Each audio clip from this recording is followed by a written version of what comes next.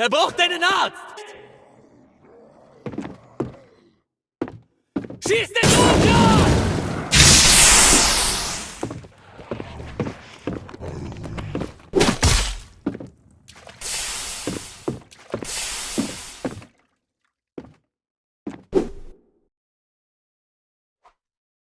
Free America!